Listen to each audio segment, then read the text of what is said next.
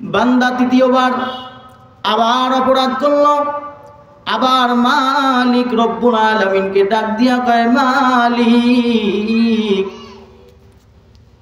ও আমার আল্লাহ, আমি তো আবার অপরাধ করেছি, আমি তো আবার খারাপ কাজ করেছি রে মালিক, তবে আমি আপনাকে রব বলে স্বীকার করি। ও আল্লাহ, তুমি আমাকে মাফ করে দাও। আমার নবীকে আল্লাহ জানায়, ও পয়গম্বর, বান্দা যখন তৃতীয়বার গুনাহের কাজ করার পরে আমি আল্লাহকে ডাক দিয়া কয়, মালিক ও আল্লাহ, আমি তোমাকে রব স্বীকার করলাম, আমি গুনাহের কাজ করেছি, শয়তানের ধোকায় পড়ে গুনাহের কাজ করলাম। ও আল্লাহ, তুমি আমাকে মাফ করে দাও, ক্ষমা করে দাও। বান্দা যখন দিলটাকে নরম করে আমি আল্লাহর দরবারে ক্ষমা চাই, আমি আল্লাহ এমন দয়ার মালিক, আমি এমন দয়ার মাওলা, আমার বান্দা যখন আমার কাছে মাফ চায়, আমি আল্লাহ রব্বুল আলামিন বান্দাকে নির্দ্বিধায় ক্ষমা করে দেই। এলামসর এলাকার মুসলমান, গুনাহ তো কম করেন নাই, আমিও গুনাহগার, আপনিও গুনাহগার। জীবনভর গুনাহের কাজ করলেন, একদিনের জন্য আল্লাহর কাছে নরম দিলটাকে বানায়া তওবা করেন নাই। আজকে সাকিয়া মাদ্রাসার আখরি বয়ানে যদি আপনি চোখের পানি ছেড়ে দিলটাকে নরম করে আল্লাহর কাছে ডাক দিয়া বলেন, মালিক ও আল্লাহ, আমার মতো বড় পাপী, বড় জালেম কেউ নাই, আপনি আমাকে মাফ করে দেন। ও আল্লাহ, দুনিয়ার জমিনে আমার মতো পাপী আর কেউ নাই, আমার মতো জালেম আর কেউ নাই। আমার নফসের উপর জুলুম করেছি রে মালিক, আমার তো গুনাহের পরিমাণ ওই পাহাড় পরিমাণ হয়ে গেছে, আমার তো গুনাহের ভার আসমান পর্যন্ত হয়ে গেছে রে আল্লাহ।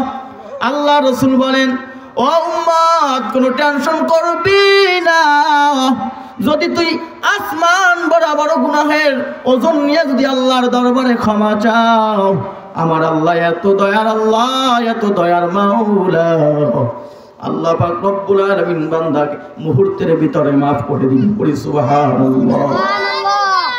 আল্লাহ রব্বুল আলামিন কোরআনুল হাকিমের মধ্যে বলেন, কুল ইয়া ইবাদিয়াল্লাযীনা আসরাফু আলা আনফুসিহিম লা তাকনাতু মির রাহমাতিল্লাহ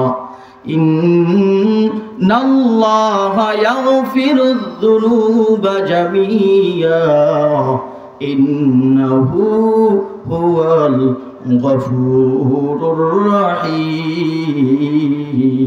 পড়ি আল্লাহু আকবার, আরো জোরে পড়ি আল্লাহু আকবার। আল্লাহ আল্লাহ বড় না ছোট? জোরে বলেন। আল্লাহ দয়ালু কি দয়ালু না? আল্লাহ ক্ষমাশীল কি ক্ষমাশীল না? আল্লাহর মতো ক্ষমাশীল আর কেউ আছে ভাই? আল্লাহর চাইতে আর ক্ষমাশীল কেউ নাই। আমার আল্লাহ নবীকে বলে, ও পয়গম্বর, আপনি আমার বান্দাদেরকে জানায় দেন, ইয়া ইবাদিয়াল্লাযীনা আসরাফু, আমার বান্দাদেরকে জানায় দেন যারা গুনাহ করে করে নফসটাকে নাপাক করেছে, অন্তরটাকে খারাপ করেছে, অন্তরের উপর জুলুম করেছে, আমার বান্দাদেরকে জানায় দেন তারা যেন আমি আল্লাহর রহমত থেকে নিরাশ হয়ে না যায়, আমি আল্লাহ পাক রব্বুল আলামিনের রহমত থেকে খারিজ হয়ে যেন না যায়। আমি আল্লাহ রব্বুল আলামিনের দরবারে যখন গুনাহের করার পরে মাপ চাইবে, ক্ষমা চাইবে, আমি আল্লাহ রব্বুল আলামিন আমার বান্দাদেরকে এমন ভাবে ক্ষমা করব, জুনুবা জামিয়া, আমি আল্লাহ রব্বুল আলামিন আমার বান্দাদের সমস্ত গুনাহ মাফ করে দিব। পড়ি সুবহানাল্লাহ। কেন আমি আল্লাহ রব্বুল আলামিন মাফ করব, ক্ষমা করব? ও আল্লাহর গোলাম ও নবীর উম্মত, আল্লাহ কেন ক্ষমা করবেন, কেন দয়া করবেন? আল্লাহ রাব্বুল আলামিন বলেন ইন্নাল্লাহা গফুরুর রহিম, নিশ্চয়ই আমার আল্লাহ রাব্বুল আলামিন ক্ষমাশীল এবং দয়ালু। বলি সুবহানাল্লাহ। অন্য আয়াতের মধ্যে আল্লাহ রাব্বুল আলামিন বলেন, ও নবীর উম্মত ভালো করে শুনে নেন, আল্লাহ রাব্বুল আলামিন বলেন ইল্লা মান তাবা ওয়া আমানা ওয়া আমিলা আমালান সালিহা ফাউলাইকা ইউবাদদিলুল্লাহু সাইয়্যাতিহিম হাসানাতিন ওয়া কানাল্লাহু গফুরার রহিমা। আল্লাহ রাব্বুল আলামিন বলেন যারা তওবা করবে এবং ঈমান আনবে, জোরে বলেন তওবা করবে আর কি করবে? ঈমান আনবে। ঈমান আনার পরে আল্লাহ পাক রব্বুল আলামিন তাদেরকে এমন ভাবে তাদের গুনাহ খাতা maaf করবেন। আল্লাহ রব্বুল আলামিন বলেন ফাউলাইকা ইউবাদদিলুল্লাহু সাইয়্যাতিহিম হাসানাত। আল্লাহ রব্বুল আলামিন তাদের পিছনের সব গুনাহ খাতা আল্লাহ নেকের পাল্লায় ওজন দিয়া নেক বানায়া বান্দার আমলনামার মধ্যে ঢুকায় দিবে। পড়ি সুবহানাল্লাহ। এ আল্লাহর গোলাম, তওবা করলে কোনো ভয় না, কোনো ক্ষতি নাই, লাভ ছাড়া কোনো ক্ষতি নাই। কথা বলেন ঠিক কিনা? তওবা করলে কোনো ক্ষতি আছে নি ভাই? তওবা করলে লাভ ছাড়া কোনো ক্ষতি নাই। কারণ গুনাহগুলো আল্লাহ রাব্বুল আলামিন নেক বানায় দিবে। নেক কি বানায় দিবে? জোরে বলেন। নেক বানায় দিবে। বান্দা সফলতার পিছনে ঘোরে কি ঘোরে না? জোরে বলেন। কেউ নারীর পিছনে ঘোরে, সুন্দরী নারী পছন্দের নারীকে পাইলে নিজেকে সফল মনে করে, কথা কয় না? কেউ সম্পদের পিছনে ঘোরে, কোটি কোটি সম্পদের মালিক হইলে আমার জীবন সাকসেস, আমি সফল কাম। কয় আমার যদি একটা মার্সিডিজ গাড়ি থাকে আমি সফল কাম। যুবক ভাইদের স্বপ্ন একটা বাইক থাকলে আমি সফল কাম। কথা বলেন ঠিক কিনা? কিন্তু আল্লাহ রাব্বুল আলামিন বলেন ও আমার বান্দা, দুনিয়ার কোনো কিছুর মধ্যে সফলতা নাই, একমাত্র কেবলমাত্র সফলতা হলো আল্লাহর দিকে প্রত্যাবর্তনের মাধ্যমে। কথা বলেন ঠিক কিনা? যদি বান্দা গুনাহের কাজ করার পরে আল্লাহর দিকে যখন তওবা করে করে আগাবে, আল্লাহ রাব্বুল আলামিন ওই বান্দাকে এমন সফলতা দান করবে, কয় মৃত্যুর পর তাকে জান্নাত দান করবে। পড়ি সুবহানাল্লাহ। বলেন তো জান্নাত পাইলে আর কোনো কিছু দরকার আছে নি ভাই?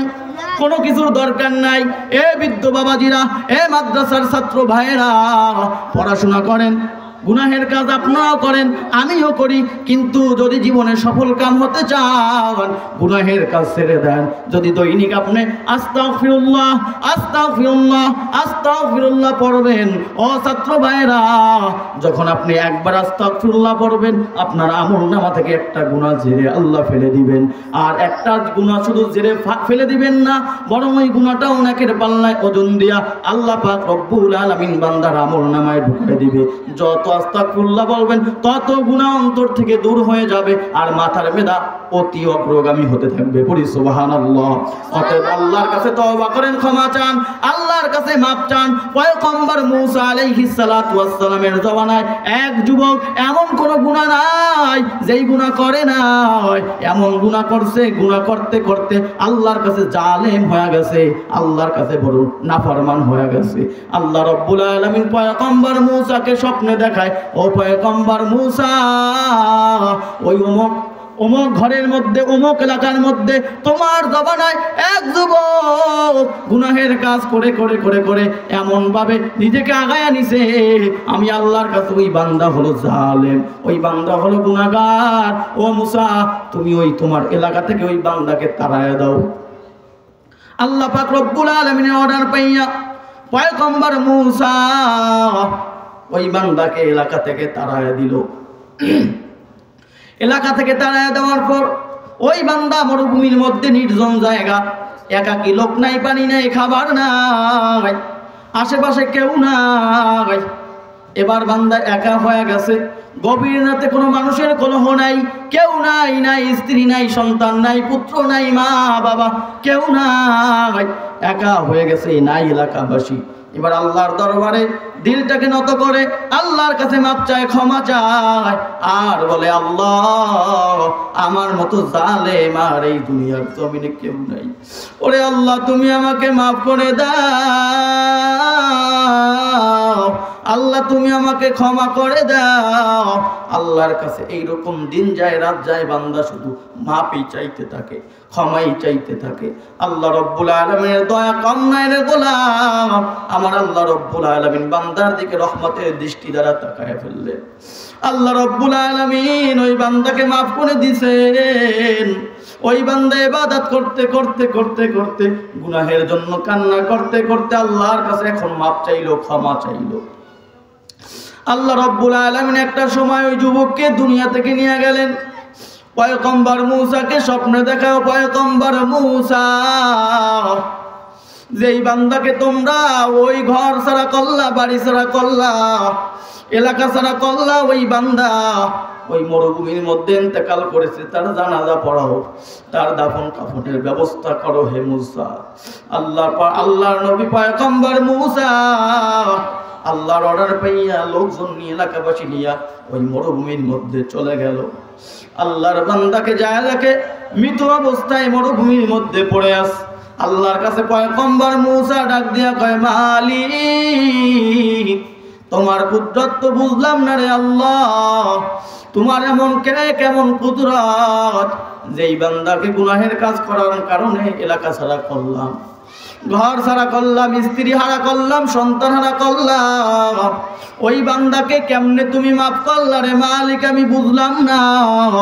আল্লাহ রব্বুল আলামিন ডাক দিয়া মূসাকে বলে, ও মূসা বুঝবা না, আমার আল্লাহর কুদরত বুঝবা না, আমি আল্লাহর মতো মায়াশীল কেউ নাই, দয়াশীল কেউ নাই।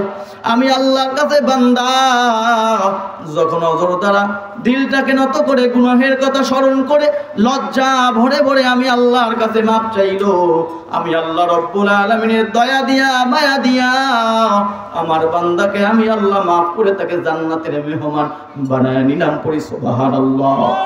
ওরে আল্লাহর গোলাম, আপনার গুনাহের খবর আপনি জানেন, আমার গুনাহের খবর আমি জানি। চোখটা বন্ধ করলে গুনাহের কথা সব স্মরণ হয়ে যায়, চক্ষুটা বন্ধ করলে গুনাহ সব স্মরণ হয়ে যায়।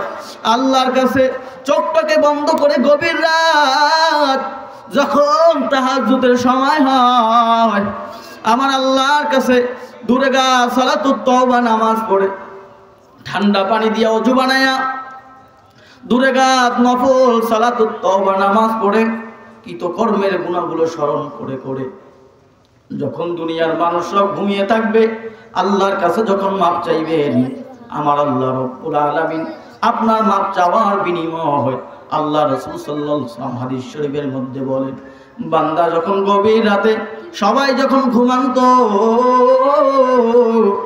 যখন বান্দা আল্লাহর কাছে সম্পর্ক জুড়ানোর জন্য গভীর রাতে বান্দার দিকে রহমতের দৃষ্টি দ্বারা তাকান, রহমতের হাত দ্বারা প্রসারিত করে করে ডাকেন, যখন আপনি আপনার গুনাহের কথা স্মরণ করে করে আল্লাহর কাছে মাফ চাইবেন, আমার আল্লাহ রব্বুল আলামিন আপনাকে মাফ করে দিবে। পড়ি সুবহানাল্লাহ।